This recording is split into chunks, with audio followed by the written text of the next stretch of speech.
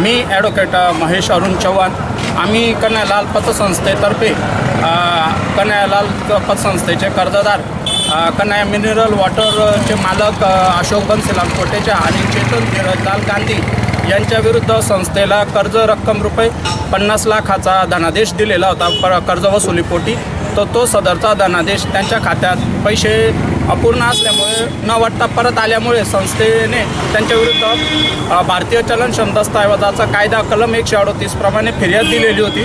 सदरच्या फिर्यादीची मेहरबान JMFC court number 3 Shri चक्कर साहेब यांच्यासमोर सदरचा खटला चालवण्यात आला। संस्थेतर्फे आम्ही फिर्यादी जे आहेत संस्थेचे श्री रमेश हिरामन सावंत यांची साक्ष तपासली व माझा युक्तिवाद याच्यावर मेहरबान कोर्टाने अशोक बन्सीलाल कोटेचा आणि चेतन धीरजलाल गांधी यांना दोघांना 1 वर्ष सक्त मजुरीची शिक्षा ठोकवण्यात आलेली आहे व तसेच दोघांना आजपासून 30 दिवसांच्या आत धनादेशाची रक्कम रुपये 50 लाखाच्या दुप्पट म्हणजेच रक्कम रुपये 1 करोडचा दंड नुकसान भरपाई ही फिर्यादी पतसंस्थेला देण्याचा आदेश केलेला आहे।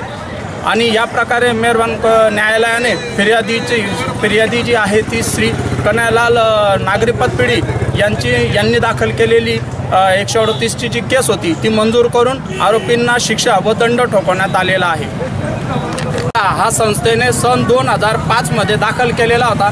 2005 पासून आज त्या खटल्याचा मेहरबान चक्कर साहेब श्री JMFC कोर्ट नंबर 3 यांच्यासमोर निकाल लागलेला आहे। या कामी संस्थेने रमेश हिरामन सावंत यांची साक्ष घेतलेली होती। तसेच वेळोवेळी साक्ष नोंदवून युक्तिवाद करण्यात आलेला होता आणि साक्षीदाराची साक्ष आणि वकिलांचा युक्तिवाद ऐकून या कामी मेहरबान न्यायालयाने दोघांना 1 वर्ष सक्त मजुरीची शिक्षा आणि रक्कम रुपये